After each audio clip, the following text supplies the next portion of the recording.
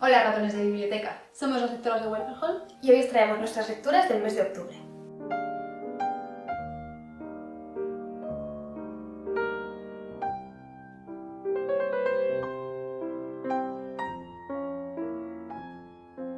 Bueno, nosotras el mes de octubre lo que hacemos es siempre leer clásicos. Y este mes la verdad es que no nos costó demasiado elegir porque teníamos muy claro que una de las cosas que queríamos leer era Matilda de Mary Shelley y fue la absoluta ganadora de nuestras propuestas. Además lo leímos en la edición de Nórdica, que es súper bonita.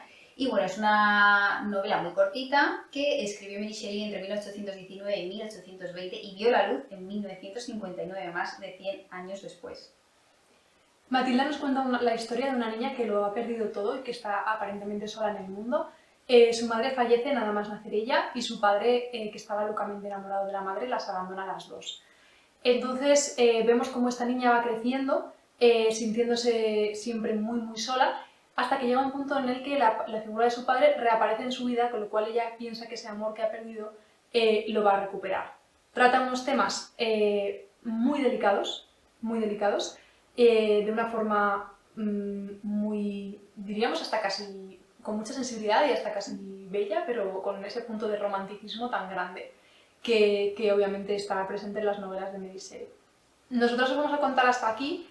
En cualquier sinopsis de cualquier edición que hemos visto del libro de Matilda, siguen avanzando en la trama. Nosotros consideramos que avanzar más en la trama de lo que os estamos contando os destripa la historia. Entonces nos vamos a contar más. Nos gustaría que lo leyerais. Insisto, no miréis mucho las contraportadas si podéis, porque es mejor dejarse sorprender por las temáticas que propone la autora. Sí, porque además es un libro que, aunque evidentemente la trama no es todo en una novela, sí que es una historia bastante efectista y entonces todos los puntos de efectismo se pierden si ya los sabes de antemano. Es una novela con un estilo narrativo muy bello. Estéticamente, la verdad que a un nivel estético es increíble como escribe Mary Shelley. De hecho, yo diría que me ha gustado bastante más que Frankenstein, que me gustó mucho, pero creo que a un nivel estético, narrativo, de descripciones que son alucinantes, los ambientes que crea, los entornos. Es una novela con mucho carácter gótico, es muy cercana al romanticismo. Entonces, todos estos paisajes que construye, estos ambientes aislados, solitarios, muy trágicos, los bosques, los páramos, está muy bien construido, pero evidentemente la parte de la trama pues también es importante. Una de las cosas que nos ha llamado mucho la atención es que es una novela epistolar, de hecho toda la narración es una sola carta y además se centra muchísimo en el universo femenino. Sí, además un tema que nos ha llamado la atención que aparece en la obra, y nosotras creemos que con intención de crítica social evidentemente, es como al final nos hace ver cómo la mujer, aunque sea víctima, aunque sea víctima por parte de hombres, siempre va a ser culpabilizada por la sociedad. Entonces ahí hace una crítica bastante grande a la sociedad patriarcal y cómo lleva a la mujer a pagar por consecuencias de actos que a lo mejor no ha cometido o no han partido de ella. En definitiva, es una novela que nos ha gustado mucho, que como comentábamos, nos ha gustado casi más que Frankenstein y que os recomendamos mucho porque, bueno, ahora ha sacado Nórdica esta edición tan preciosa que es la que nos hemos leído, pero no era una novela de la que hubiéramos oído hablar antes. Mi siguiente lectura ha sido Mansfield Park de Jane Austen en la edición de Alba de la colección Minus, que es una colección que me gusta mucho porque es súper manejable pero se ve de muy buena calidad, y la traducción es de Francisco Torres Oliver. Mansfield Park es la historia de Fanny, una niña de una familia bastante humilde que se traslada a vivir en un momento dado, pues cuando tiene como 8 o 9 años, a casa de sus muchísimo más ricos tíos, el señor y la señora Bertram y la señora Norris. La madre de Fanny es hermana de la señora Norris y la señora Bertram. Entonces, en un momento dado, digamos que la señora Bertram, cuando se casa con un hombre de un nivel social, económico y político, digamos, por encima del suyo, y asciende mucho socialmente, y la señora Norris, su hermana, aprovecha un poco ese tirón y se casa con el reverendo de la parroquia del señor Bertram. Y en cambio, la madre de Fanny decide como que no quiere aprovechar esa ventaja que le da su hermana, es muy orgullosa para intentar aprovecharse de esa situación y se casa con un trabajador estándar y entonces sus vidas se separan muchísimo.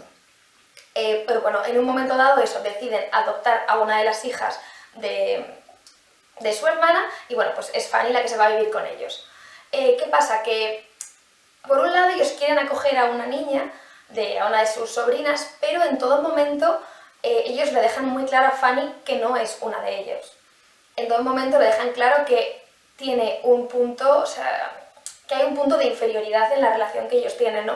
No la tratan como a sus primas, no recibe la misma educación, ni la misma ropa, no va a los mismos planes sociales, no llega al nivel de una sirvienta, evidentemente, porque ella también tiene servicio, pero sí que siempre es la que tiene que estar disponible para ayudar a sus tías en todo, siempre tiene que estar atenta a todo, nunca puede hacer planes por su cuenta, ella siempre tiene que estar disponible para los demás. Y eso, en todo momento se le deja muy claro que su nivel no es el mismo. Entonces Fanny crece un poco entre dos mundos, porque por un lado ella se va acostumbrando a la vida en Mansfield y se despega totalmente de su vida mucho más humilde en su lugar de origen, pero al mismo tiempo sigue siendo consciente de que no es igual que sus primos. Entonces se queda un poco en tierra de nadie. No es igual de pudiente que sus primos, pero tampoco es ya tan humilde como su familia. Y se queda un poco en ese punto ahí como entre dos mundos y siente todo el rato que no termina de encajar. Jane Austen trata con muchísima ironía toda esta situación, realmente es hasta cierto punto divertido ver los desprecios y la crueldad y las vejaciones a las que la somete su familia, sobre todo sus dos primas y la tía Norris. Los Bertram, aunque sí que es verdad que al principio la tratan con condescendencia, según van pasando los años, aprenden a quererla y aunque quizás no llegan nunca a tratarla exactamente como a sus hijas, sí que según va pasando el tiempo la empiezan a apreciar cada vez más y de hecho a veces le paran un poco los pies a su tía Norris en plan, ¿qué haces? Pero la tía Norris es un ser completamente despreciable, súper trepa y en todo momento intenta hacer lo posible y lo imposible por dejarle muy claro a Fanny cuál es su sitio, que está muy por debajo de ella, y pisotearla todo lo que puede. Ni siquiera es para que no ascienda socialmente, sino para que no disfrutes, como van todos a ir al parque con fulanito. No, Fanny, tú no puedes venir, porque claro, imagínate que vienes y de repente pasa no sé qué, no tienes que quedarte en casa amargada con los criados. Esa es la vida de Fanny. Luego, evidentemente, hay una historia de amor, porque al final es un poco siempre el punto central de las novelas de Jane Austen, pero tampoco voy a meterme mucho más porque no me parece que sea lo más relevante. A mí me ha gustado muchísimo la novela, sé que para muchísima gente es de las más flojas de la autora. Yo creo que en parte tiene que ver con la protagonista. Fanny es quizá de los libros que he leído yo de Austen, que tampoco son todos, la protagonista con quien me ha resultado quizá más complicado de empatizar. Es un personaje que tiene unos valores morales muy rígidos, muy estrictos y muy relacionados con la religión. Es un personaje que es muy creyente, que a veces en la época es normal, pero es verdad que Fanny lo lleva un poco, no voy a decir al extremo, pero sí que se atiene mucho a su brújula moral, que es bastante estricta. Entonces todos los personajes de su entorno, los jóvenes, son mucho más distendidos, mucho más relajados, y ella es muy estricta. Entonces creo que a veces se hace complicado empatizar con ella porque es demasiado rígida. Y para mí quizás de ahí venga un poco ese rechazo al personaje y a la novela. Además, también tiene otro detalle y es que quizás sea también de las novelas que yo he leído de Austen la que trata un personaje protagonista de un origen social más humilde. Fanny no es para nada rica, es un personaje muy humilde y este conflicto de ella estando entre dos mundos y ella no estando al nivel social de la gente que la rodea es casi el principal tema de la novela. Entonces no es una chica rica preocupada porque va a ponerse para ir al baile, es una chica humilde que está lidiando porque su tía la humilla constantemente porque no es tan rica como ella. Entonces, quizás al lector acostumbrado a los bailes y ese tipo de cosas, de repente se encuentra aquí a un personaje que no solamente no le está ofreciendo eso, sino que es que encima es moralmente mucho más rígida. Y yo creo que quizás tenga un poco que ver con eso. Además también es casi una novela de formación, conocemos a Fanny súper pequeñita y la acompañamos hasta que es jovencita, pero nunca llega a ser muy mayor, entonces, claro, toda la parte de enamoramiento, aunque es muy central en la novela, no es lo primero que nos encontramos. Conocemos a una Fanny niña, una Fanny que está empezando a desarrollar su personalidad, a tener hobbies, entonces, claro, lo mismo, es un poco un personaje que rompe con otros protagonistas de Austen. Entonces, quizá yo creo que todo este conjunto de cosas hace que sea una novela un poco distinta a otras y que quizás a algunas personas no les guste tanto.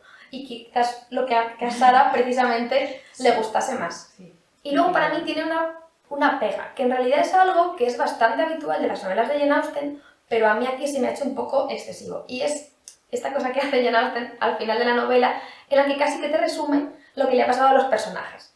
O sea que normalmente lo hace sobre todo con los secundarios y a mí me parece bien. No puedes desarrollar la vida, obra y milagros de todos los personajes secundarios al final de la novela, entonces hace mucho una especie de anotaciones de y fulanito se casa con no sé quién y se van a vivir no sé cuántos y son felices, y fulanito es un infeliz porque no sé qué. Lo que pasa que en Mansfield Park lo hace también con Fanny. Entonces, para mi gusto, has construido una novela de 600 páginas sobre Fanny y su personalidad y le has creado un conflicto con un interés amoroso, y ese conflicto se resuelve en esta parte de resumen final, para mi gusto, demasiado rápido.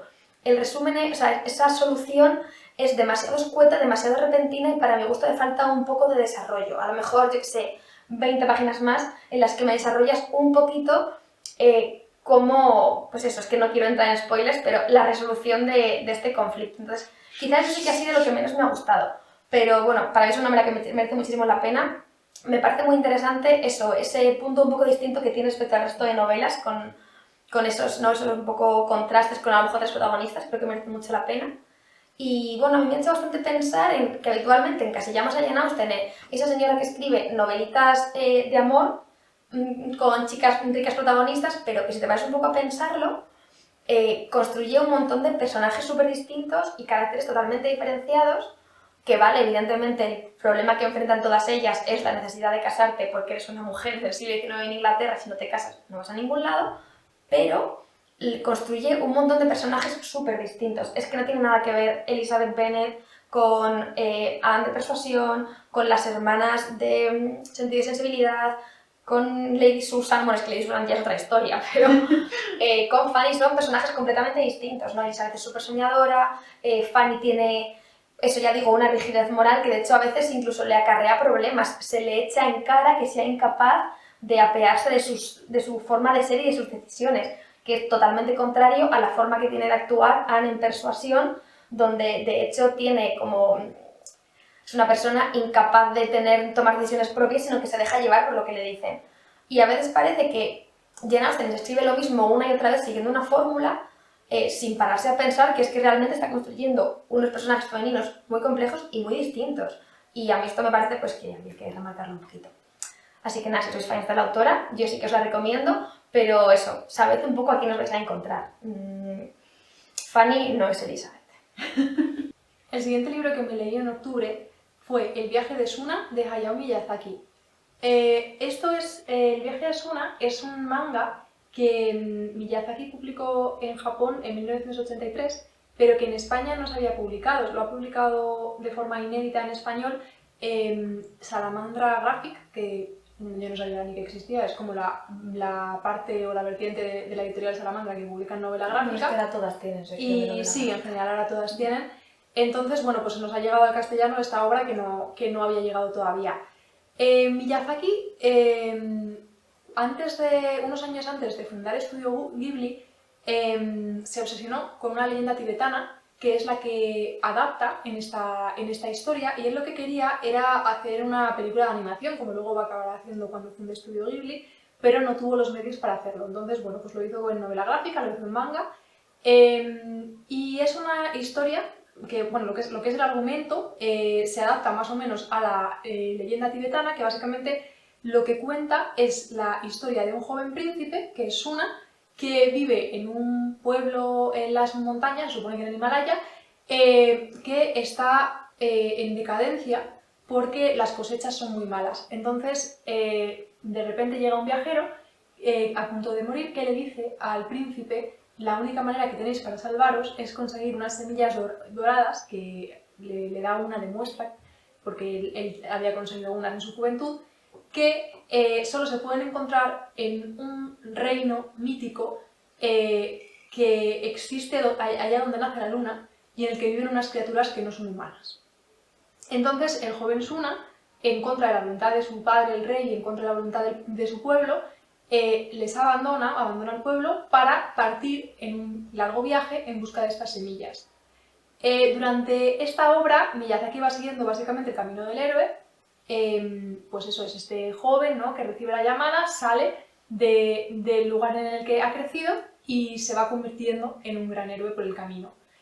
Va a conocer a una joven llamada Tea, que es una esclava, y a su hermana, y aquí Miyazaki mete un elemento que no estaba en la leyenda original, y es que es el elemento de la esclavitud. O sea, hay un momento en el que él llega a un pueblo que ve que son esclavistas que venden personas a cambio de estas semillas doradas. Y entonces, bueno, pues él va a ayudar a estas hermanas, luego Tea tendrá un papel bastante importante y veremos cómo, bueno, pues siguen caminando su viaje hasta ese reino mítico donde se supone que va a encontrar la salvación para su pueblo. Me ha gustado mucho leerla, es muy bonito, las ilustraciones son preciosas, anticipan mucho lo que va a ser luego el estilo de estudio de Ghibli, y es verdad que Miyazaki estamos acostumbrados a que ambienten sus historias más en Europa, y aquí en cambio estamos en territorio asiático, y también estamos acostumbrados a que por lo general sus protagonistas sean femeninas. Y en este caso, al seguir esta leyenda, pues el protagonista es un chico, pero sí es verdad que él le da mucho peso a esta otra, a este personaje femenino que es Tea, que va a ser además una chica muy fuerte, que tiene una trama pues, que no es para nada de la misión en apuros. Porque de hecho ella va a ayudar a Asuna en todos los aspectos. Y bueno, pues no sé, ha sido una lectura muy bonita. Me da pena que no se haya hecho en película, porque la verdad es que es bastante bella y vas viendo como elementos, rasgos que dices, esto luego lo mete en sus películas. Así que bueno, pues nada, muy bonito, una lectura muy agradable, la verdad. Qué guay, me has dado muchas ganas de leerla porque me gusta mucho Miyazaki. Sí, y la idea de leer un manga suyo me parece súper guay. La verdad es que sí, y no conocía esta historia. Porque... Bueno, yo os he dicho es que no sabía que tenía un manga, o sea, no tenía ni idea. Yo tampoco. Sí, pues una sorpresa que nos hemos dado. Ojo, pero ojalá lo hagan algún momento. Sí, sería muy bonito. Es una Tiene ya una edad, pero bueno. Muy bella, ya. Este mes hicimos una segunda lectura conjunta, en concreto fue Expiación, que le hicimos con la lectura conjunta que organizó Marta de No Solo Clásicos. Nosotros habíamos leído ya la del año pasado, de Vera, también de Elizabeth Bonarmi, y nos encantó, entonces teníamos muchísimas ganas y cuando Marta lo propuso, pues fuimos de cabeza. Esta novela, la novela de Expiación, la escribió Elizabeth Bonarmi en el año 1829 y nos cuenta la historia de Milly. Milly pertenece a la familia Bott. La familia Bott es una familia acomodada, muy bien posicionada socialmente, que tiene muchísimo prestigio y que es una de las familias referentes del pueblo de Tifón. Es una familia muy conservadora y que está muy pendiente de la imagen que proyecta. La primera escena, y esto no es destripar nada, es como comienza la novela, estamos en un momento en el que Milly acaba de enviudar, acaba de perder a su marido de una forma muy... Repentina, esa era la palabra que estaba buscando, efectivamente, muy repentina, y entonces están leyendo el testamento. ¿Cuál es la sorpresa de los Bott cuando ven que Ernst, que es el marido de Milly, la ha desheredado y además pone, ella sabrá por qué? La deja simplemente 1000 libras y el resto de dinero lo dona a una asociación de lo que llamaban en esa época mujeres descarriadas. Entonces, claro, esto hace que la familia Bott y todo su entorno, o sea, todo su mundo se tambalee, porque claro, son una familia que vive totalmente de cara a los demás y entonces ven, pues que claro, eso va a ser una bomba en el pueblo, cuando todo el mundo vea que han desheredado a Milly, ¿por qué? Van a empezar a plantear cosas y entonces ellos pues se ven como muy desestabilizados. Nosotros pensamos que este libro tiene dos temáticas principales. Por una parte, los prejuicios en la sociedad y cómo pues el ponerle cómo se etiqueta a una persona tan fácilmente, sobre todo en sociedades como la británica en aquel momento, y cómo pues enseguida ya la sociedad le da de lado, ¿no? Y por otra parte también la hipocresía de la social o la hipocresía que tienen y se ve mucho en todos los personajes que rodean a Milly, la protagonista. A mí me parece también... No, dime tú. No, que a mí también me parece como que retrata muy bien y en realidad creo que con las dos novelas que llevamos leídas de Elizabeth Bonarmi, evidentemente para ella la situación de la mujer era una preocupación y creo que en este libro queda súper clara el desamparo que tiene la mujer, ¿no? Porque por mucho que tú tengas, en ese momento ya había una serie de derechos adquiridos, la realidad es que una mujer dependía total y absolutamente de su marido. Entonces, el momento en que de repente a Milly la desheredan, ella se da cuenta de que necesita que su familia política la mantenga. Y luego hay toda una serie de personajes a lo largo del libro, sobre los que luego vamos viendo más cosas, que en todo momento no dejan de ser un retrato, un reflejo de cómo la mujer está completamente desamparada. Su única función social es ser la perfecta mujer para su marido, es lo que se espera de ellas, no pueden fracasar en eso, si lo hacen mal están totalmente condenadas y no tienen no hay alternativa a eso. Y es que además el problema, perdóname, pero el problema ya no es solo eso, es que encima, aunque habían adquirido ciertos derechos, porque en esa época ya podían divorciarse, por ejemplo, el constructo social que había, la educación que tenían, era tan férrea que es que, vale, sí puedes hacerlo, pero ¿quién lo hacía? No, porque eres una desgracia social si lo hacías. Claro. O sea, ya no una tenías, pero no... Y ya no una desgracia social, sino que si a ti se te ha educado para casarte y lo que sabes hacer es ser la perfecta esposa, por mucho que tú puedas divorciarte y ponerte a trabajar, ya a qué te vas a dedicar, ¿no? Entonces, realmente es eso, por mucho que haya unos... Es todavía más cruel, ¿no? Porque tú en teoría tienes una serie de algún derecho ganado y tienes en teoría alguna alternativa, pero es completamente falso, es totalmente ficticio.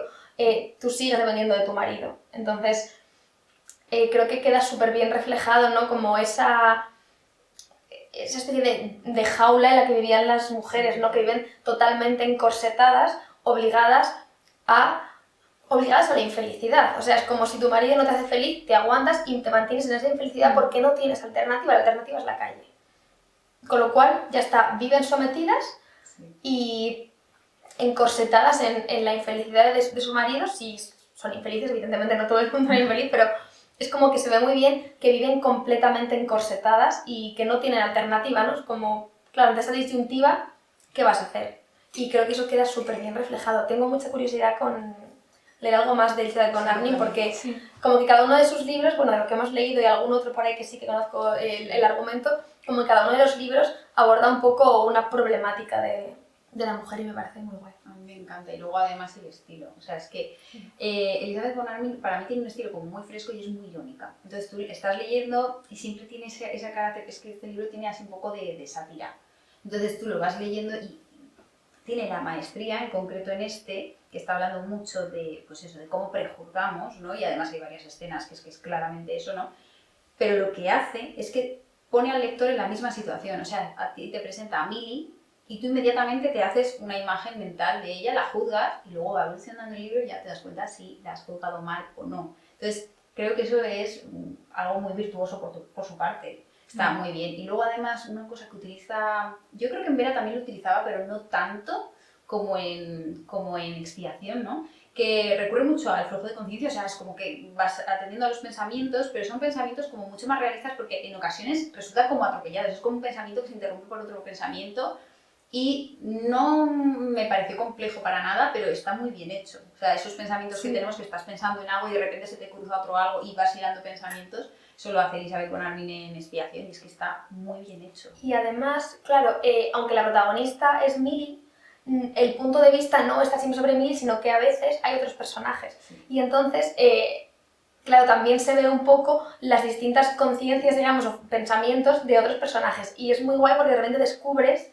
qué hay en la cabeza de esos personajes, a los que a lo mejor también habías prejuzgado previamente. Sí. Y entonces es que al final este juego que hace con el estilo, ¿no? Y con el flujo de conciencia es perfecto para darte cuenta, para que el lector se dé cuenta de que ha estado también prejuzgando.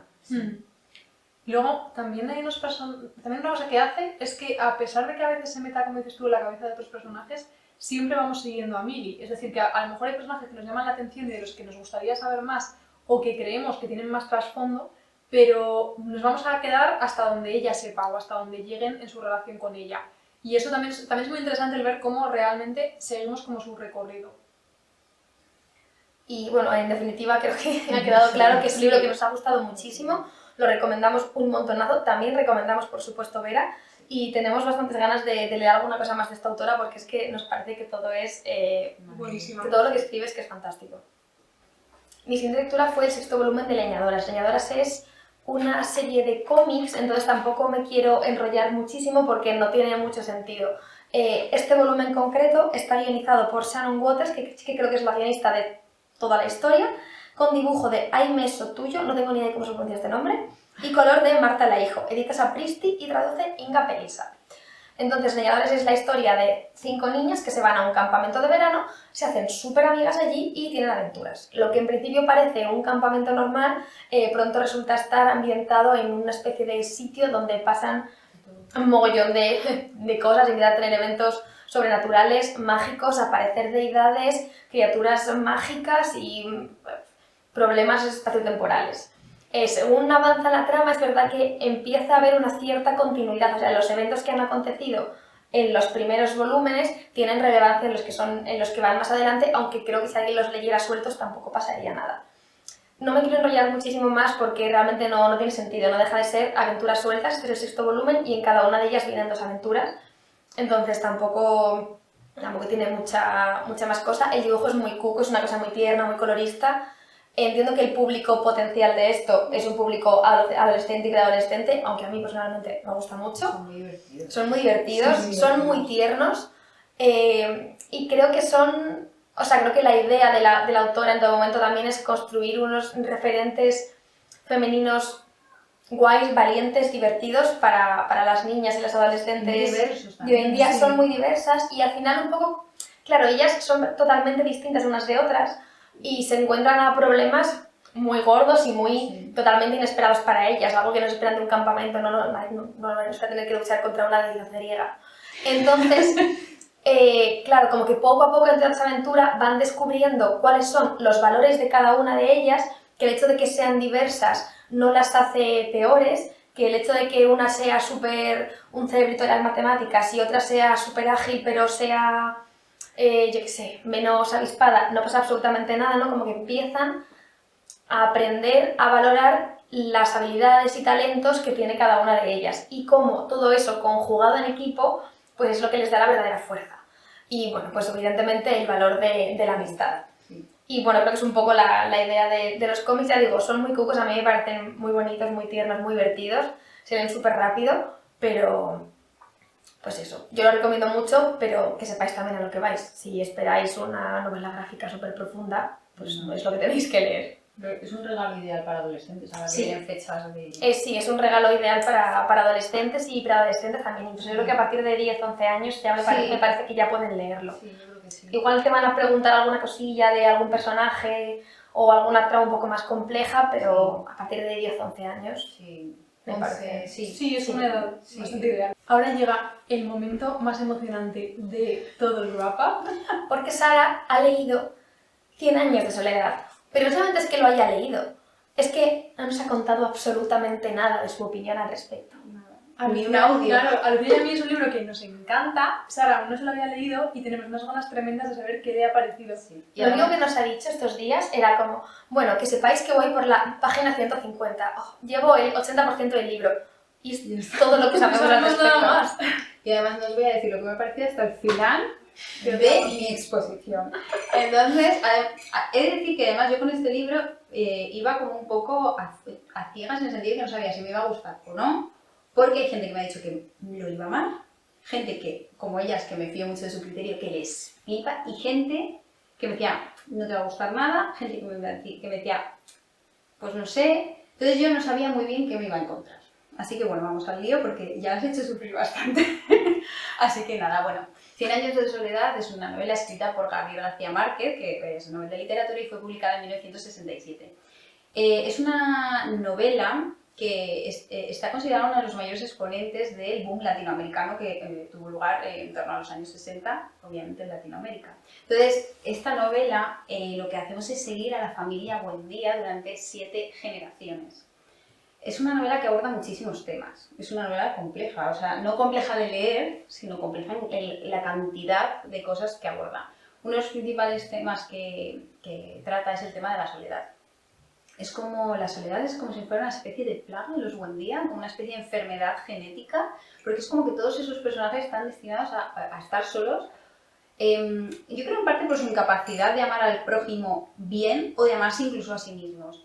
Pero es que además la soledad no es solo patente en esos personajes, o sea, Aureliano, José Arcadio, Rebeca, o sea, es que hay un personaje en concreto, por ejemplo, es que no quiero entrar en destripar nada, ¿no? Pero que se aísla en una casa, o sea, se medio encierra en una casa y no sale nunca, otro acaba atado a un árbol sin, no sé, casi sin relacionarse con nadie, o incluso hay cierto personaje que padece una enfermedad y no lo dice, o sea, vive su enfermedad en soledad. Pero esa soledad no solo la vemos en los personajes, es que también se ve sobre todo en el inicio de Macondo. Macondo es la ciudad ficticia donde se desarrolla, que en realidad es una especie de metáfora de Colombia, incluso de toda Latinoamérica, ¿no? Entonces, al principio, Macondo es un lugar aislado, es un lugar perdido en las montañas al que no llega nada ni nadie, no tienen noticias del exterior, salvo unos gitanos que llegan de vez en cuando y les enseñan inventos y cosas como asombrosas para ellos, ¿no? Pero eso también incide en esa idea de soledad. Otro tema que se trata también, y además de forma bastante continua en 100 años de soledad, es el incesto. El patriarca y la matriarca, o sea, los que inician esta familia hoy en día, eran primos entre ellos, pero es que luego sigue habiendo relaciones, esto no es destripar nada, o sea, es que es así, sigue habiendo relaciones entre tíos, sobrinos, hermanos, de todo. Y es una idea como muy recurrente que además tiene su relación también con ciertos mitos aztecas o incluso algunos pasajes bíblicos, que ahora entraré en eso más adelante. Y otro de los temas que trata es la muerte.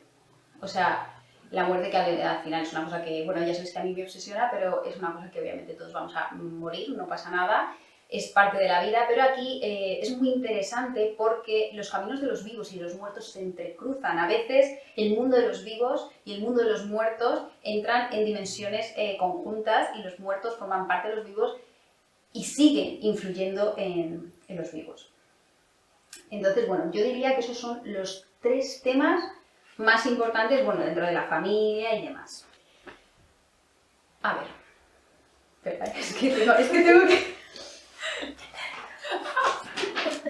Vale, ya está. Bueno, yo tengo mi teoría. Yo también. Sí, bueno. A ver, sigo.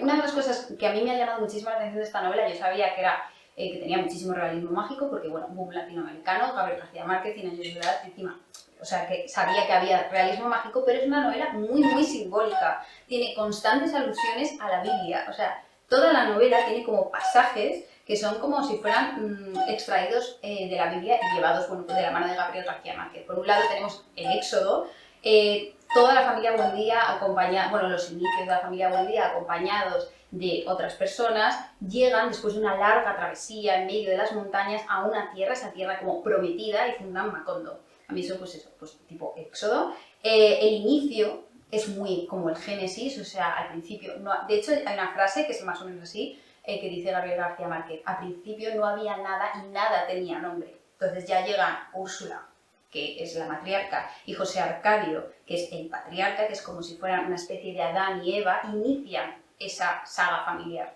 Pero es que luego, aparte, tenemos... hay un momento de la novela, esto, bueno, a ver, es un detalle de la novela, yo no lo considero spoiler, en el que llueve mucho y durante muchísimo tiempo. Que a mí eso me recordaba un poco al tema del diluvio. No tanto por cómo se desarrolla esta situación y lo que pasa después, que ya no voy a entrar, sino que estamos en un punto en el que Macondo ya no es el Macondo del principio. Han sucedido una serie de cosas, los personajes han cambiado, es todo como que ya no es tan puro, ya no es tan luminoso como era antes, y ese diluvio llega un poco como si fuera a purificar Macondo, que si lo purifica o no, eso tendréis que leeros el libro, ¿no? Pero es un poco esa idea bíblica. Luego vemos otras muchísimas alusiones que a mí también me recordan un poco a la Biblia, como el Apocalipsis, que ahí sí que no voy a decir nada, o las plagas. Hay un momento dado en que llega una plaga, una enfermedad asola a Macondo, que es de insomnio, como las plagas bíblicas. Entonces, bueno, y ya por último, otra cosa que me llamó muchísimo la atención de la novela y que realmente es lo que me ha resultado más interesante, es el tema de la idea recurrente del eterno retorno. Es una característica del boom latinoamericano el que se escriba de forma no lineal.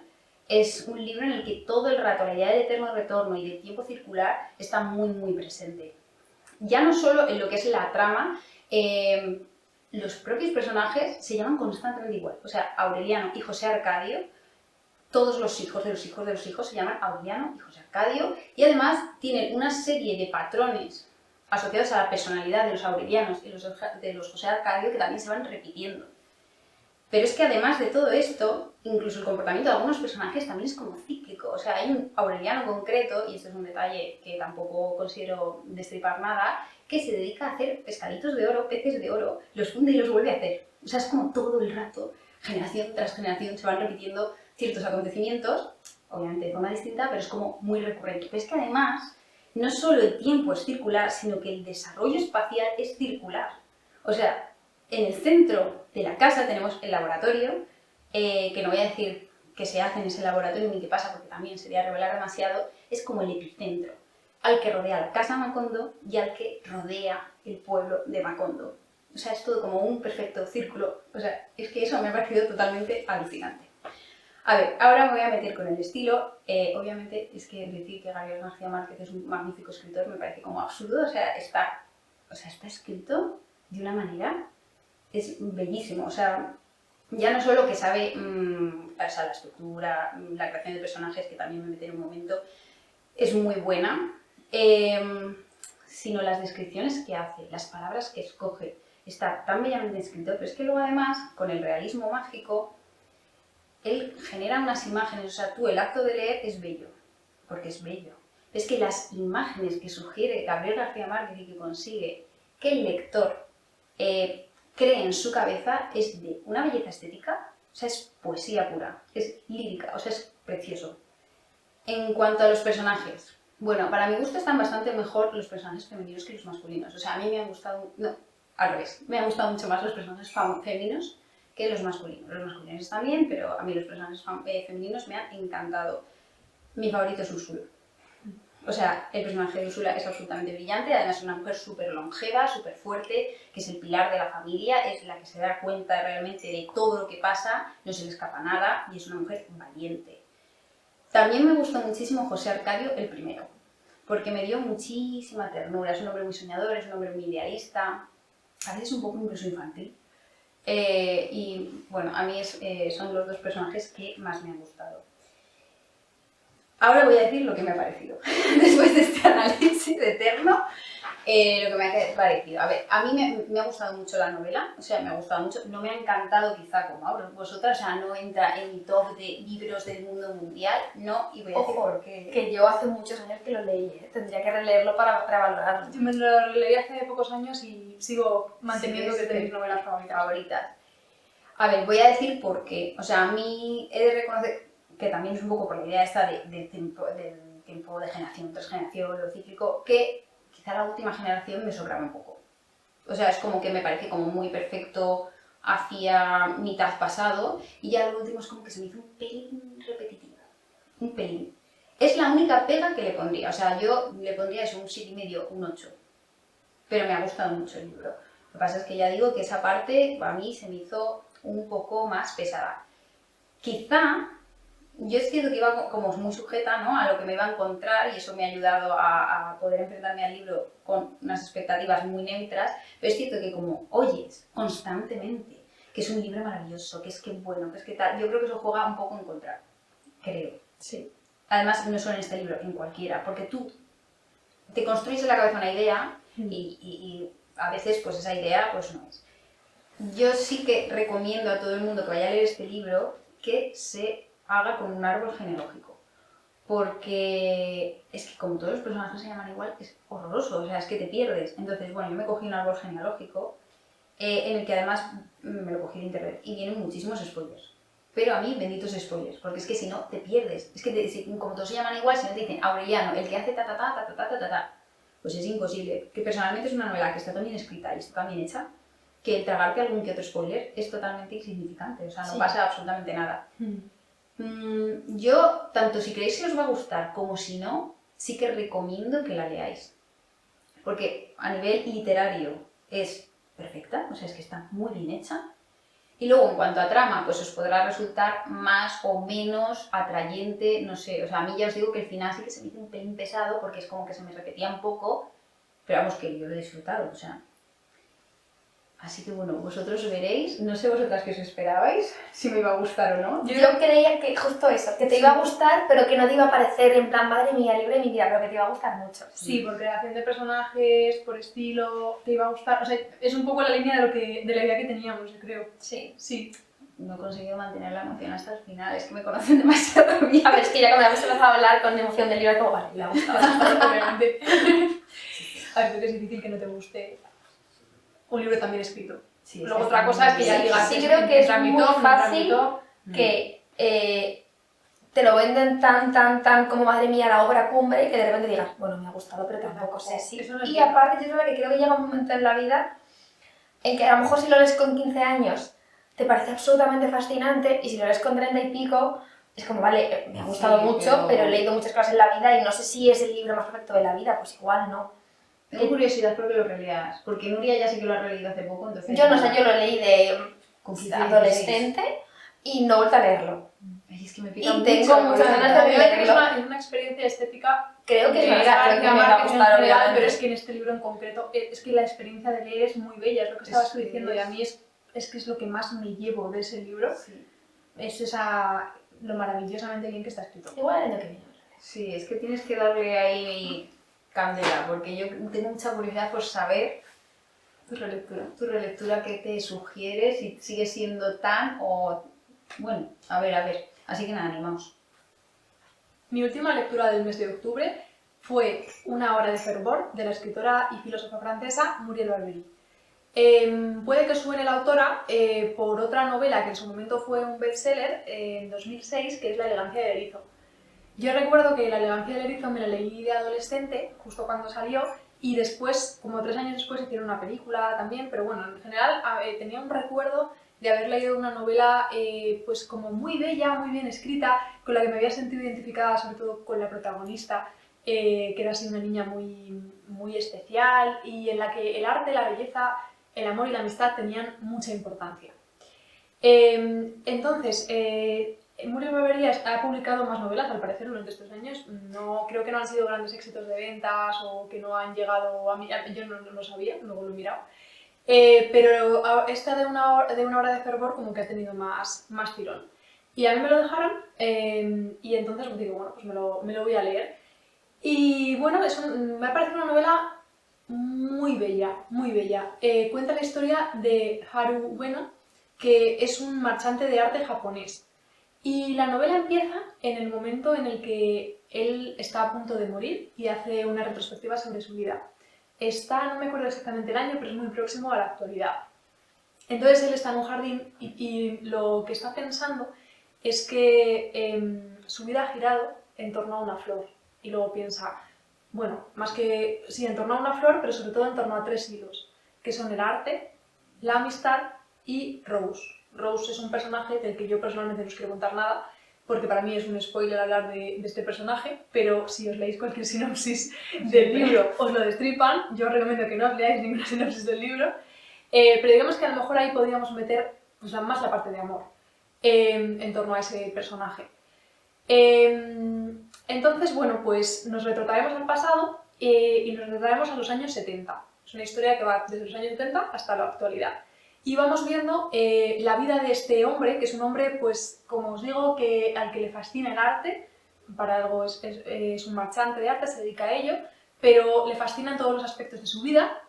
Y entonces vamos a ir viendo un poco las relaciones que tiene él con su grupo de amigos, que son todas personas muy especiales, y también sus relaciones eróticas, románticas.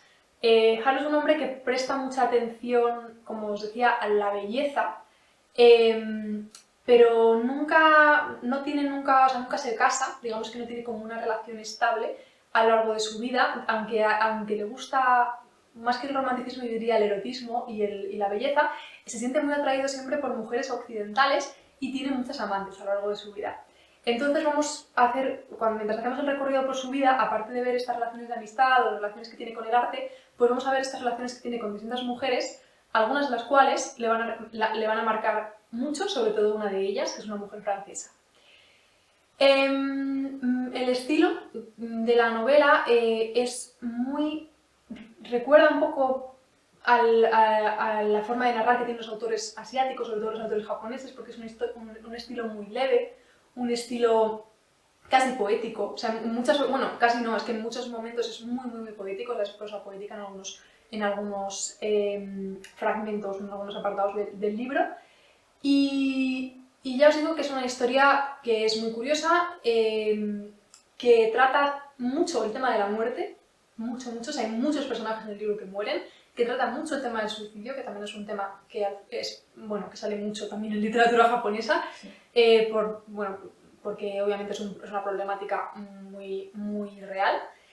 Y no sé, a mí me ha gustado, me parece muy curioso, la verdad, por la historia que cuenta, que no es así muy habitual, y en ocasiones me ha llegado a recordar un poquito al estilo de Alessandro Barico, sobre todo yo creo que en Seda, aunque no tengan nada que ver las historias, pero bueno, yo creo que Muriel Barberini no llega a eso, pero sí me ha recordado un poco. Así que bueno, yo creo que os gustaría, es una lectura así ligera, diría yo, y muy bella, está escrito de forma muy bonita. Mi última lectura del mes fue El exorcista de William Peter Blatty, en una edición viejunísima de Planeta con traducción de Raquel Albornoz. Yo voy a ser honesta, no sabía que este libro existía. Para mí El exorcista era una película y nunca me había planteado si era una adaptación o no de un libro, hasta que a la cosa de un mes, en una feria del libro antiguo, de repente lo vi, porque a mí me gustan mucho las ediciones estas viejunas de Planeta, Grijalbo y tal, que hay como varias colecciones, ciencia ficción, terror, clásicos, aventuras, y me encanta. Entonces siempre que hay una feria del libro antiguo yo me acerco a ver qué hay de esas ediciones. Y de repente vi que estaba El exorcista y dije, que esto es una adaptación. Y me lo compré. Pues bueno, me leí la primera página, me flipó y me lo compré. Y es que no me he resistido a nada para leerlo. Pero vamos, ya digo, o sea, toda la honestidad al respecto. En El exorcista acompañamos a Chris, que es una actriz de éxito estadounidense, y a su hija Regan, que se acaban de mudar a una ciudad para un rodaje de Chris. El padre de Regan es un padre ausente, están divorciados y es el típico padre que, bueno, pues llama a su hija en los cumpleaños, le hace un regalo caro y si te he visto ya, pues no me acuerdo. Al principio de la novela, Regan es una niña absolutamente dulce, encantadora, súper creativa, súper cariñosa, una niña perfecta. Un día Chris llega a casa de trabajar y, bueno, pues Regan le comenta que ha estado hablando con su amigo invisible. Y a partir de este momento, Regan va a empezar a mostrar cambios en el carácter y luego algunos síntomas físicos. Al principio muy sutiles y eso poco a poco irá escalando hasta alcanzar síntomas físicos de muchísima gravedad y unos cambios de carácter alucinantes. A mí me ha llamado, bueno, a partir de este momento, Chris evidentemente va a empezar a preocuparse y va a iniciar un periplo de médico en médico intentando encontrar a alguien que ayude a su hija. Al principio Chris no está especialmente preocupada, quiero decir, piensa que la niña tiene pues un resfriado, algún tipo de enfermedad, alguna cosilla, pero que no es nada grave. Es cuando la enfermedad, la posesión, empieza a escalar, cuando Chris, por supuesto, va a empezar a preocuparse y cuando además los médicos no consigan averiguar qué le pasa, se descarte enfermedad tras enfermedad y nunca consigan llegar a nada. A mí me ha gustado mucho que se desarrolla todo de forma súper pausada. Yo he visto la película, no recordaba muchísimo más allá de los rasgos generales, pero no recordaba que esto fuera tan a fuego lento, porque de hecho luego es que hablaremos de esto más adelante y la película no es para nada así. La novela es todo súper paulatino, o sea, realmente es un proceso muy lento. De repente Regan no está un día poseída, Regan un día se encuentra un poco irregular, está más cansada, le duele la cabeza, está irascible, pero es todo un proceso muy lento. Y entonces, según más van investigando la enfermedad, ella más va degenerando y no consiguen ayudarla de ninguna de las formas. Cuando ya Chris ha ido a 800 médicos distintos, por supuesto es actriz, tiene muchos recursos, es decir, todos los mejores médicos del estado están a su disposición y nadie ha conseguido nada, ella ya recurrirá al padre Carras, que es un jesuita, y le pedirá, desesperada, que haga un exorcismo. A partir de aquí ya no voy a comentar nada más, aunque creo que a estas alturas hacer spoilers del exorcista es algo dificilísimo, todo el mundo sabe de qué va, todo el mundo ha visto la película, incluso aunque no la hayas visto, más o menos sabes un poco de qué va, pero bueno, esta parte final ya os la dejo. El personaje del padre Carras ha sido mi absoluto favorito, me parece que es un personaje maravillosamente construido. Es un sacerdote que él entró al sacerdocio totalmente convencido de su fe, pero con el paso de los años y de la vida ha ido perdiendo la fe y paradójicamente se ha visto convertido en el confesor de su comunidad. Entonces, todos los jóvenes sacerdotes que tienen dudas o que tienen problemas o que se sienten solos o que acuden a él en busca de consejo, de apoyo y de consuelo. Y entonces él se ve obligado a ocultar su propia crisis para ayudar a toda su comunidad, ¿no? Y bueno, a mí es que las crisis de fe es una cosa que me gusta mucho. Es como un tópico de ficción que me gusta muchísimo y aquí está muy bien construido. También está muy bien construida la relación con su madre, que ha sido muy conflictiva. Bueno, la infancia del padre Carras fue súper complicada, era una familia muy humilde, su madre tenía problemas con las drogas, con el alcohol. Entonces, él siente muchísima culpabilidad de la relación de su madre por haberla abandonado para irse al sacerdocio, que era como la opción fácil. Bueno, él siente muchísima culpabilidad sobre todo por su crisis de fe y por su relación con su madre. Y entonces de repente se ve como convertido en la única opción de Chris. Además, el padre Carras es psiquiatra. Entonces, él al principio no cree que haya una posesión. Eso también es muy guay de la novela, y es que al principio nadie... No es que sean escépticos, es que nadie se plantea siquiera la opción de una posesión. Nadie la ve y dice, uy, esta niña claramente está poseída, sino que se van descartando enfermedades primero físicas, pero luego también psiquiátricas, de una forma que para mi gusto está muy bien hecha, ¿no?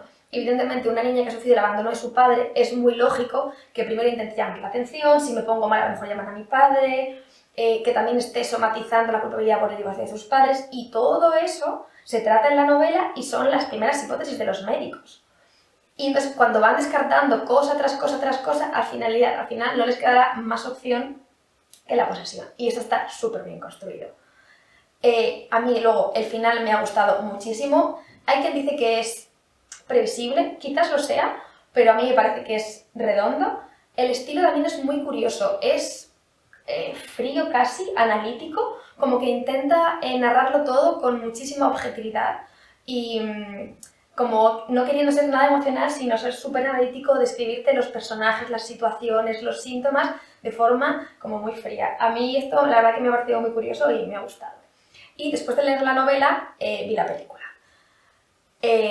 La película es buena, es una buena adaptación, pero es que la novela es muchísimo mejor. Para mí los errores que tiene la película son, no es que sean errores, pero creo que hay un par de cosillas que me parece que empeora un poco el libro, pero me parece que es totalmente lógico teniendo en cuenta el formato audiovisual. Primero, es que es todo demasiado rápido y demasiado brusco. Esta degeneración que digo de Regan, lo que en el libro es súper paulatina, aquí es muy repentina. Regan está bien, es una niña totalmente normal, y 10 minutos más tarde Regan está con la cabeza dada la vuelta. Entonces, esto para mi gusto es demasiado rápido y en la novela es mucho más paulatino. Y esto esto también contribuye al personaje de Chris, de la madre, que en la novela es evidentemente siempre una madre implicada, amante y preocupada, pero que al principio intenta mantener totalmente la calma. Ella tiene muchísima fe en la medicina, en la ciencia, y al principio no duda en absoluto que van a encontrar una solución para su hija. Y en la película, en cambio, yo vi siempre un personaje mucho más histérico, mucho más nerviosa, mucho más chillona, mucho más llorona, como mucho más impotente. Y en la novela no es para nada así, es una madre independiente, soltera, que está criando a su hija y que es perfectamente capaz de hacerlo. Y entonces creo que en la película tira un poco hacia la madre trágica y que chilla y está todo el rato muy desesperada. Y luego el padre Carras, aunque sí que se toca levemente el asunto de la crisis de fe y de su madre, está mucho menos desarrollado. Es lógico, yo entiendo que no puedes hablar esto de una película que es de terror, que va de una posesión, porque te sacaría un poco a lo mejor del terror y de todo el ambiente del terror y todo el clímax, pero para mi gusto le quita muchísima profundidad. Entonces, aunque a mí la película me parece que está muy bien, creo que si os gusta la película es que tenéis que leer el libro porque es que es muchísimo, muchísimo mejor. Y a ti, Sara, es que te va a encantar. Sí que diré que para mí no da miedo, pero es que para mí la película no da miedo. Yo soy una persona muy miedosa, pero a mí esta película no me... O sea, no pasé especial miedo viéndola y tampoco leyendo el libro. Yo sé que hay gente que lo considera aterrador, pero para mí no lo ha sido para nada. Y de verdad que yo soy una persona muy miedosa. Es que yo veo una película de miedo y necesito que me acompañen al baño por la noche. Pero El Exorcista, la verdad que no. Pero me pasó que yo la he visto hace unas semanas, no la había visto nunca porque me contaron el argumento de pequeña y me aterrorizaba. O sea, a mí los temas de posesiones me dan pánico. Y luego cuando la he visto, a ver, ya porque la he visto de mayor y tal, pero digo, bueno, pues yo pensaba, luego me voy a quedar con esto en la cabeza, tendré miedos, tal. No. No, luego no me ha parecido... A mí no me ha dado, A de lo verdad mejor que... porque había visto ya tantas sátiras sobre esta película, ¿no? Como había Quizás- escenas que me las sabía de memoria sin haber visto la película. Quizás Pero tenga que ver no con sé. eso, pero yo de verdad que soy una persona muy miedosa y no me ha dado miedo, entonces si os llama la atención el terror pero os preocupa que dé demasiado miedo, en mi opinión no tenéis que preocuparos por eso porque no os va a dar demasiado miedo. A mí no me dio miedo tampoco. Yo consumo mucho el género de terror, tanto en literatura a lo mejor no tanto empezado, pero en cine bastante. Hay mucha basura, con perdón de la palabra. La película del exorcista me parece una película muy buena. No, me gustó es muy mucho, buena peli. pero Sí es cierto que yo creo que también es una película a que han pasado por ella bien los años, o sea, a nivel de calidad de producto audiovisual, pero la sociedad ha evolucionado mucho en cuanto a lo que consume, entonces se queda suave, es una película suave. O sea, yo he visto películas de posesiones actuales que... A mí es que las posesiones me pasa lo que a ti, que me dan Me dan mucho miedo. Es lo que más miedo me dé, eso y locos, cosas de locos, me dan mucho miedo, no sé por qué, o sea, si no son cosas como más realistas, ¿no?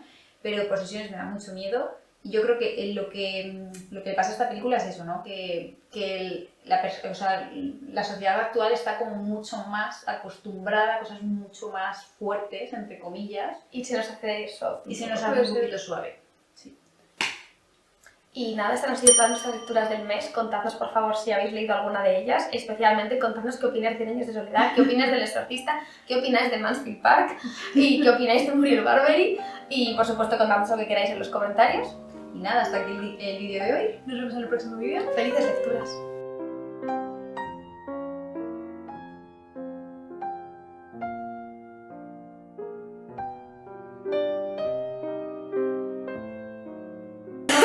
Perdón. Estaba esperando que... De la emoción, hacer una Estaba como pausa. intentando... Sí, yo es que estoy así, es que me está quedando... Estaba como intentando Me queda que la llegases sensación. a una pausa porque me metí una canela que en la garganta. Por favor, es que muy maldito. Estoy preparando YouTube. Estoy escribiendo un Cállese. ensayo sobre 100 años de soledad, Por ¿vale? favor, o sea, es que me cuesta mucho conseguir todo, o sea,